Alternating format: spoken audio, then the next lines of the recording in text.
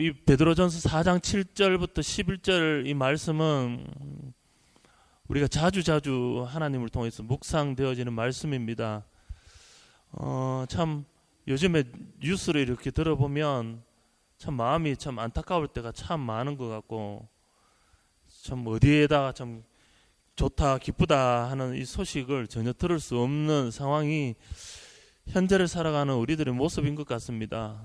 제목이 위기 앞에 우리는 이라는 이 말씀인데요, 과연 위기가 닥쳐올 때에, 또 위기의 한 가운데 있을 때에 우리는 어떤 모습으로 우리는 살아야 되는가?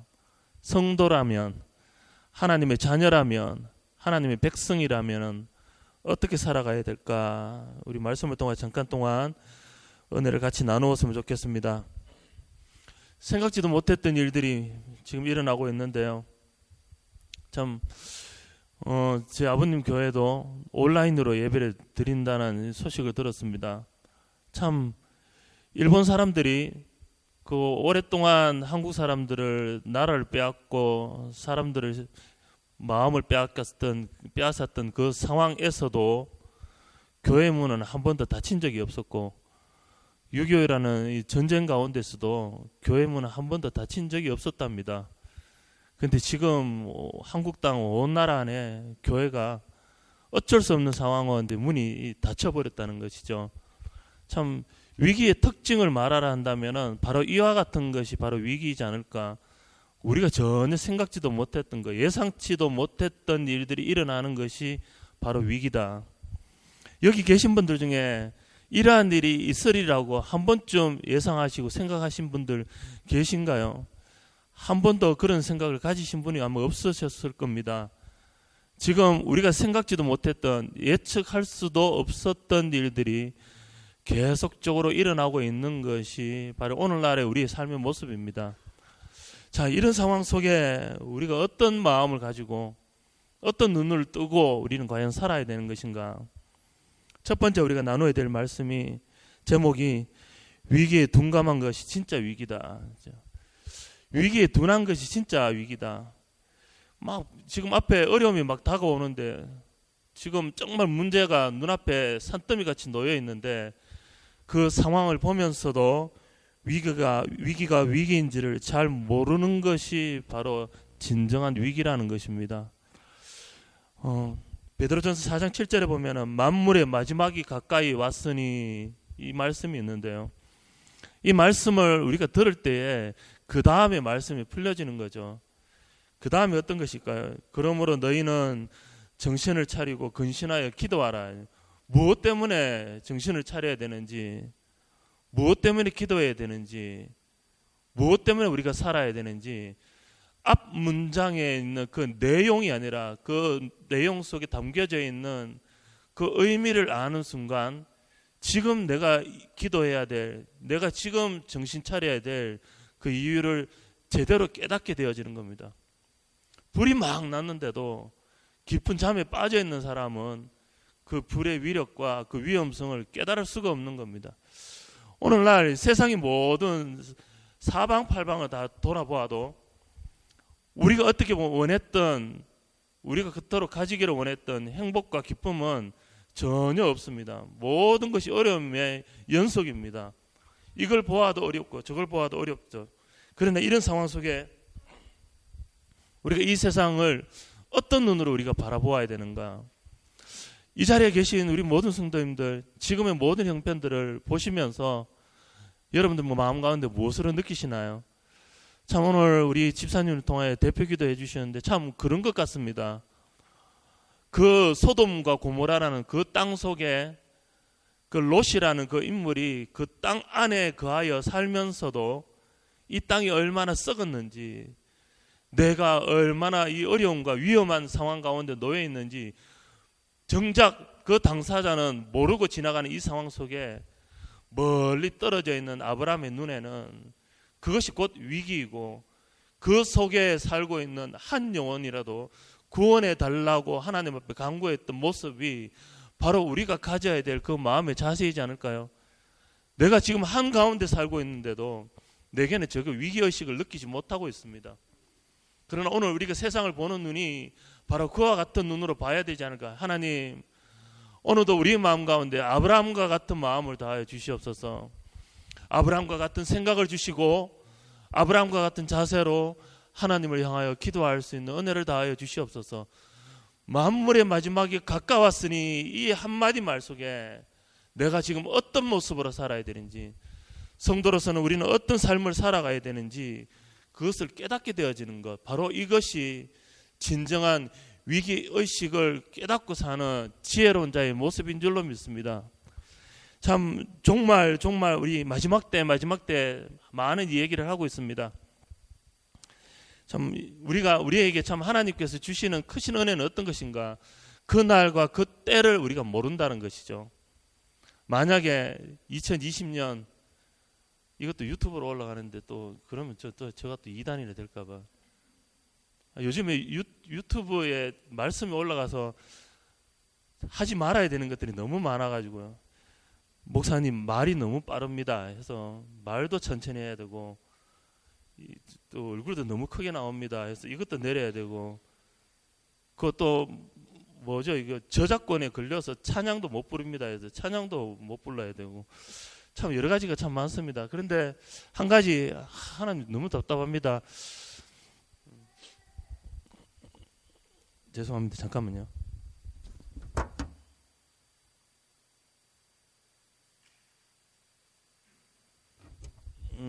여러 가지 상황 가운데 참 답답한 것들이 참 많은데 하나님께서 주시는 지혜가 하나 있습니다. 그게 뭐냐면 이번 기회로 네 힘을 완전히 빼라.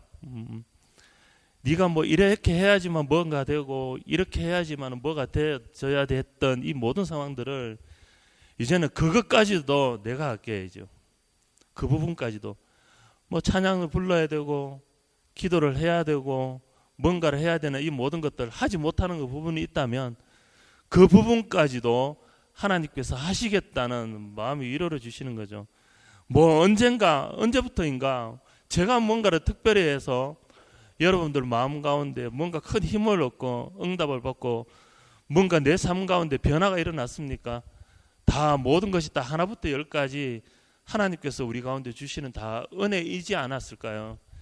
그래서 이 시간을 통하여 우리가 할 수 없는 이것이 중요한 것이 아니라 하게 하시는 그 하나님을 더 의지하고 신뢰하시는 우리 모든 성도님들이 다 되시기를 예수님의 이름으로 축복합니다. 아멘. 종말의 때, 우리 마지막 때 우리가 많이 얘기들을 하고 있습니다. 참 이때에 이 초대교회 성도들이 삶의 모습을 통하여 우리에게 한 가지 주시는 지혜가 있습니다. 교훈이 있습니다. 그들이 지금 이 삶을 살아가면서 2000년 전에 지금 오늘날 예수 그리스도를 알고 말씀을 믿고 살아갔던 그들 모습 속에 그때를 무엇으로 여겼습니까? 마지막 때라고 여겼습니다. 참 말씀 보면서 도대체 그러면 하나님 그때도 마지막 때이고 지금도 마지막 때, 언제가 마지막 때입니까? 우리는 마지막 때를 알 수가 없는 거죠. 그런데 이들의 믿음의 선배들을 통하여 우리에게 주시는 것은 시간적인 의미도 중요하지만 무엇이 중요할까요? 성도로서 마음의 자세도 중요하다는 겁니다. 그 어떤 얘기일까요? 그날을 오늘처럼 여기며 사는 것이죠. 그날을 오늘처럼 여기며 사는 것. 오늘이 없는 자들에게는 내일도 없다는 겁니다. 하나님의 말씀을 통하여 그들에게 주시는 것은 오늘이라는 이 시간을, 지금이라는 이 시간을 빼앗기지 말 것을 말씀하고 있는 겁니다. 내가 무엇 때문에 마지막을 지켜야 될까요? 내가 무엇 때문에 마지막을 지켜야 될까요? 내게 주신 이 신앙요, 예수 그리스도께서 중요하시기 때문에 주님의 말씀이 소중한 것이고, 그 소중하셨던 그 예수님의 그 마음을 어떤 상황이 와도 빼앗길 수 없음을 우리들 통해서 말씀해 주고 계시는 겁니다. 그래서 참 그들의 삶의 모습을 통하여 어떤 것일까요? 그들의 삶에 있어서 오늘이 있었기 때문에 내일에 대한 두려움이 없는 겁니다. 참 만약에 우리가 어느 날 어느 시간을 예수님이 오시는 그날이라고 우리 예정되어졌다면, 만약에 그 시간까지 우리가 착실하게 오늘 하루하루 다지며 우리가 살겠습니까? 마음대로 막 살다가, 내 마음대로 막 살다가 그날만 지키면 되겠지. 참 우리를 통하여 하나님이 주시는 귀한 마음은 그날을 모른다는 게 우리에게 중요한 겁니다. 모르기 때문에 우리가 감사한 거죠. 왜? 오늘을 그날처럼 여기며 사는 거죠. 매일매일의 시간을 마지막과 같이 여기며 사는 겁니다. 그래서 만물의 마지막 때가 가까웠으니 이 말씀이 어떤 것일까요? 지나가 버린 시간이 아니라 오늘을 살아가는 우리의 삶 속에 기준이 되어지는 거죠. 하나님 언제 주님이 오실지는 우리는 알 수 없지만은 주님이 오시는 그날을 오늘처럼 여기며 삽니다. 하나님께서는, 예수님께서는 다시 오늘 오실지, 내일 오실지, 한 달 후에 오실지, 1년 후에 오실지 아무도 알 수가 없습니다. 그러나 반드시 다시 오신다는 얘기입니다. 우리가 그걸 안다면 오늘 하루를 허투루 우리 보낼 수 있을까요? 지금이라는 이 시간을 그냥 무의미하게 우리 보낼 수 있을까요? 오늘도 하나님 이 시간을 통하여 내 신앙 지키기 위하여 기도합니다. 하나님 지금 이 순간 하나님 내 마음이 흩어지지 않도록 정신 바짝 차리고 그날을 예비하며 그날을 준비하며 내일을 기대하며 오늘을 하나님 채우며 살아가기를 원합니다. 이것이 오늘 우리 성도들의 모습이지 않을까요? 이 시간 함께 하신 우리 사랑교회 우리 모든 성도님들, 그날이 중요한 것을 여러분들 깨달으십니까? 예수님께서 다시 오실 날 것을 여러분들 믿고 계십니까? 오늘을 충실하게 사시고 지금을 충실하게 사시고 정신 바짝 차리시고 기도하시고 하나님을 간절히 찾으시는 우리 성도님들이 다 되시기를 예수님 이름으로 축복합니다. 두 번째는 선한 청지기 같이라는 말씀인데요. 10절 말씀에 보면 선한 청지기 같이 서로 봉사하라 주님 말씀해 주셨습니다. 참 이단들과 하나님을 제대로 믿는 성도들의 삶의 차이는 너무나 급격하게 다릅니다. 이단에 빠지고 난 뒤에 다시금 돌아오신 분들의 그 고백을 들어보면 하는 얘기가, 야, 내가 이렇게 어리석은 일에 내가 빠졌는가, 내가 이렇게 바보 같은 일에 내가 빠졌던가 하고 후회하더라는 겁니다. 참 우리가 마지막 때를 무엇으로 우리가 준비해야 될까요? 직장 다 집어치우고 가정 다 내팽개치고 산속에 들어가서 나만을 위해서 준비하라. 그건 이단의 특성 중에 하나입니다. 그러나 오늘 우리 성도들을 통하여 오늘 베드로전서에 나타나고 있는 그 초대교회 성도들을 통하여 오늘 우리들에게 주시는 말씀은 무엇일까요? 이전까지 행했던 그대로 더욱 행하라이죠. 이전까지 살아왔던 그 방식대로 더욱더 행하라. 그 중에 하나가 뭘까요? 뜨겁게 사랑하라. 그 다음에 원망 없이 대접하라. 그 다음에는 은사를 선한 청지기 같이 서로 봉사하라이죠. 뭐 달라진 것 있습니까? 이전까지 하나님 말씀대로 사랑했던 대로 더 사랑하고 이제는 더욱더 원망 없이 서로 대접하고 그 다음에 뭘까요? 나의 주인 되시는 예수님이 기뻐하시는 뜻대로 하루하루 삶을 살아가는 거예요. 이 의미는 어떤 것입니까? 주변에 있는 누군가의 연약한 부분을 지적하고 비판하지 말고 그들의 연약함을 드러내지 말고 모든 것은 누구에게 듣게 나 자신을 살피라는 겁니다.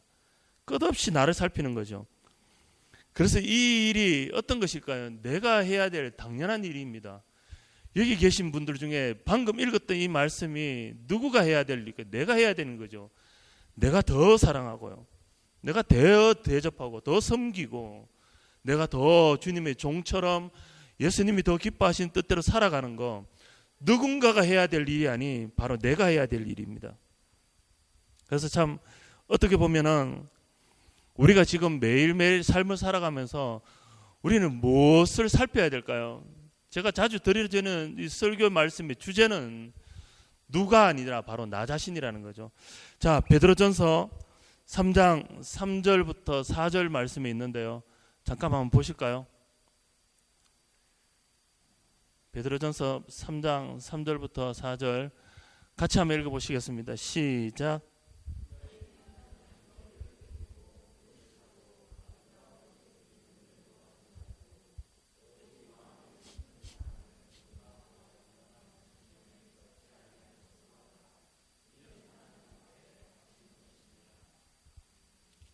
여기에서 주셨던 말씀이 베드로전서 3장 3절부터 4절에 너희의 단장은 머리를 꾸미고 금을 차고 아름다운 옷을 입는 외모를 하지 말고요. 눈에 드러나 보이는 나타나 보이는 이것이 전부가 아니라 우리가 무엇을 살펴야 될까요? 내 마음을 살피는 겁니다. 나는 진정 하나님의 말씀대로 내 마음을 다하고 힘을 다하고 뜻을 다해서 주님을 사랑하고 내 형제를 사랑하고 있는가? 나는 여전히 하나님의 말씀이 내 삶의 기준이 되어져서 말씀대로 벗어나지 않고 말씀에 충실한 삶을 살고 있는가? 이것이죠. 그래서 공동 번역에 보면은 이 말씀을 쉽게 풀어놨는데 이렇게 되어 있습니다. 썩지 않는 장식 곧 온유하고 정숙한 정신으로 속 마음을 치장하십시오. 이것이야말로 하나님께서 가장 귀하게 여기시는 것입니다. 하나님께서 가장 귀하게 여기시는 것은 어떤 것이라고요? 우리의 겉모습이 아니라 우리의 마음입니다. 참 모르겠습니다. 이렇게 사람이 어려운 상황 가운데 한번 툭 놓여 있으면 이전까지 살아왔던 삶의 모습이 급격하게 달라지는 겁니다. 정말 그래서 우리의 믿음이 어느 상황 가운데 가장 확실하게 드러나는 겁니까? 그래서 참 그 사람을 알려면 그 사람과 같이 오랫동안 여행을 한번 해보라. 이제까지 알지 못했던 것들이 그 사람의 부족한 부분이 장점이 단점이 정말 힘들고 어려울 때 배고플 때 답답할 때 그가 가지고 있는 모습들이 확연하게 드러나는 것처럼 오늘 우리가 보겠습니다. 우리의 삶 속에 위기가 딱 닥쳤을 때에 이제까지 내가 마음에 품었던 것, 이제까지 내가 살아왔던 것, 이제까지 나라고 생각했던 그 모습이 그 상황 속에서도 여전한가? 그것이 오늘 우리의 모습이죠. 이 시간에 함께 하신 우리 모든 성도님들, 여러분들 외모를 꾸미는 것도 중요합니다. 외모로 살피는 것도 귀한 것이죠. 그러나 그 이상으로 우리에게 중요한 건 뭘까요? 내 마음을 살피는 겁니다. 이래도 너 사랑할 수 있어? 이래도 너 원망 없이 대접할 수 있어? 이래도 하나님의 뜻임을 알면서도 하나님이 원하시는 뜻대로 살아갈 수 있을 만한 힘이 있어야죠. 큰 것, 우리에게 큰 것 아니죠. 참 그래서 주님의 말씀을 들을 때에 하나님께서 우리에게 주시는 은혜는 뭘까요? 이 모든 위기를 돌파할 수 있을 만한 힘은 애초부터 우리에게는 없다 하죠. 말씀 한마디 한마디를 말씀을 살펴도 말씀을 통하여 내리는 결론은 뭘까요? 예수 앞으로죠. 하나님께로. 사랑한다는 의미가 뭘까요? 하나님께로. 원망 없이 대접한다는 의미는 뭘까요? 하나님께로. 선한 청지기 같이 하는 의미는 뭘까요? 우리의 모든 삶의 기준은 나라가 다르기 때문에 삶의 모습도 다르고 사람이 다르기 때문에 삶의 모습이 다른 것이 아니라 다 달라도 다른 것 중에 오직 하나 기준은 예수께로이죠. 주님 앞으로 나아가기만 하면 그것이 우리에게 살 길이다 하죠. 말씀 하나 지키는 이 의미가 무엇일까요? 내가 예수님께로 나아갑니다 하죠. 내가 살기 위해서 주님 앞에 나아갑니다. 위기를 돌파할 수 있는 능력은 하나님 앞에 있습니다. 자녀들을 통하여 우리에게 부모님들이 가르쳐 야 될 그 비결은 뭘까요? 야, 어떤 일이 있어도 하나님은 네 편이시다 하죠. 어떤 어려움이 있어도 하나님은 너와 함께 하신다 하죠. 어떤 위험한 일이 있어도 하나님은 너를 도와주신다. 내가 너 어디 가든지 내가 함께 할게. 이것 아니지 않습니까? 오늘도 우리 성도들의 모든 삶 속에 과연 무엇이 위기인가요? 문제는 태산끝이 있는데 어려움이 그만큼 쌓여 있는데 다 보이는데 나만 보이지 않는다면 그것이 오늘 우리에게는 큰 위기입니다. 주님의 말씀을 들어도 이스라엘 백성들처럼 하는 얘기가 뭘까요? 우리에게 좋은 얘기만 해달라. 그 다음에 나는 구할 수 없으니 당신이 대표로 하나님 앞에 나아가서 기도하라. 이 모습이 어떻게 보면 우리 삶이 위기이지 않을까요? 이 시간 함께 하신 우리 사랑교회 모든 성도님들, 여러분들 삶에 무엇이 위기입니까? 참 우리가 감사한 것은 한국에서 일어나는 이 모든 일들로 통하여 하나님 그 일이 남 일이 아니다 하죠. 누구 일이 아니다. 금요 기도회 때에 제가 코로나 바이러스 때문에 한국의 환자 숫자하고 사망자 숫자 이렇게 얘기를 했습니다. 정확한 숫자는 기억이 안 나는데요. 그게 전체 한국의 확진자 숫자가 2천 몇 명인 걸로 제가 얘기를 했습니다. 오늘 아침에 잠깐 뉴스를 보니 3천 명이 넘어버렸다. 죽으신 분들도 더 많아졌고요. 참 이 상황들을 우리가 보면서 과연 그것이 내가 그 자리에 있지 않았기 때문에 남일이라고 우리가 생각할 수 있을까요? 하나님, 그래서 오늘 여러분들에게 간절히 간곡하게 부탁을 드리는 것은 오늘 어린 자녀들부터 우리 모든 어른들에게 이르기까지 그 일을 보시면서 정말 하나님께서 우리를 통하여 뭔가를 깨닫게 해주시는, 내가 정말 주님 앞에 어떤 삶을 살아야 하는지, 내가 하나님과의 관계는 과연 어느 정도인지, 나는 내가 살아가는 이 모든 삶 속에 나는 과연 위기의식을 느끼고 살고 있는지, 그 의미를 깨달을 수 있는 귀한 교훈으로 삼으시기를 예수님 이름으로 축복합니다. 아멘. 마지막 세 번째는 나의 다름의 이유가 곧 예수님이십니다라는 거죠. 참 보겠습니다. 한번 이 정도쯤 되면 저 사람의 입과 저 사람의 삶의 모습에서는 세상 사람들과 똑같은 모습이 보여져야 되지 않을까. 자주 드리는 말씀에 저 사람이 삶의 모습을 보면은 기뻐해야 될 이유가 하나도 없습니다. 감사가 끊임없이 나오는 그 원인을 살펴보니 삶의 모습을 보면 그 사람이나 나나 별반 다를 것이 없는데, 저 사람의 삶의 모습에서, 저 사람의 입술의 고백에서 끊임없이 멈추지 않고 나오는 것이 기쁨과 감사요. 그의 얼굴에서는 항상 평안함이 있더라. 다른 것이 바로 원인이라는 겁니다. 그런데 다름의 그 원인이 과연 무엇인가요? 예수님이시죠. 오늘 11절 말씀이에요. 본문 11절 우리 잠깐만 보여주실까요? 4장 11절. 만일 누가 말하려면 하나님의 말씀을 하는 것 같이 하고, 누가 봉사하려면 하나님의 공급하시는 힘으로 하는 것 같이 하라 하죠. 자, 이 말씀을 통하여 우리에게, 그냥 끄지 마세요. 이 말씀을 통하여 우리에게 주시는 거예요. 누가 말하려면 이제는 어떤 말일까요? 내 감정이 묻어나오고 내 생각이 묻어나오는 것처럼 말하지 말고, 말하려면 하나님의 말씀을 하는 것 같이 하고, 누가 봉사하려면 정말 지치고 어렵고 힘든데 내가 이 일을 해야 되나 하는 수만 가지 물음표를 던지지만, 그런 상황 가운데 끝없이 그 일을 행할 수 있는 한 가지 힘은 하나님의 공급하시는 힘으로 하는 것 같이 하라 하죠. 우리가 그렇게 이 세상에 수많은 상황들이 우리 앞에 다가온다 할지라도 이 상황을 이길 수 있는 한 가지 힘은 하나님의 힘으로 하죠. 하나님의 힘으로. 저 사람이 말하는 얘기를 들어보면 볼 때마다 다르더라 하죠. 내 말과 다르고 세상 사람들과 다르더라. 저 사람이 하는 행동을, 모습을 보니 나와 다르고 세상 사람들과 다르더라. 그 다름의 이유는 과연 무엇인가? 저 사람이 인격이 고상해서 그게 아니라 하나님이 저 사람들과 함께 하시기 때문에. 그래서 믿지 않는 사람들이 믿는 자에게 붙여준 최고의 별명이 뭡니까? 크리스천이요. 당신은 크리스천이시군요. 당신은 예수 믿는 사람이시군요. 이 의미는 뭘까요? 당신은 나와 너무 다르시군요.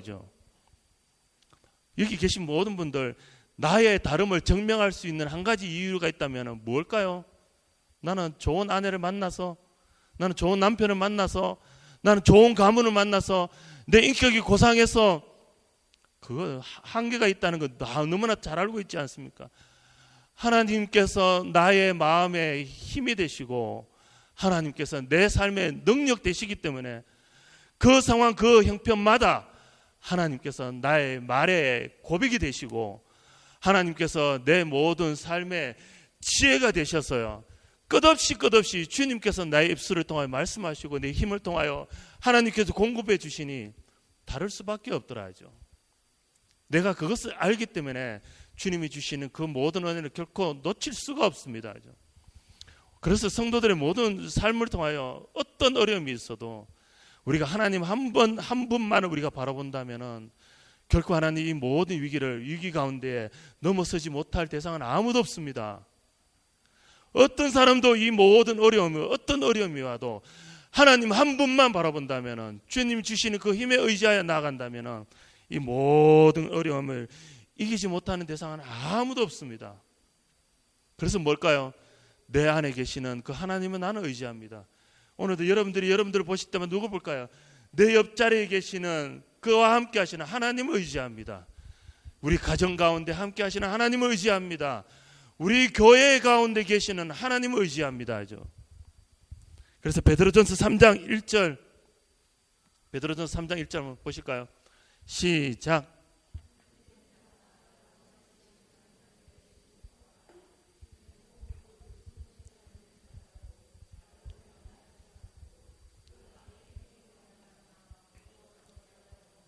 자, 이 말씀 속에 우리가 잘 아시는 말씀인데요, 좀 생뚱맞은 말씀일 수도 있지만 오늘 이 말씀을 통해 주시는 말씀 너무 빨리 꺼내.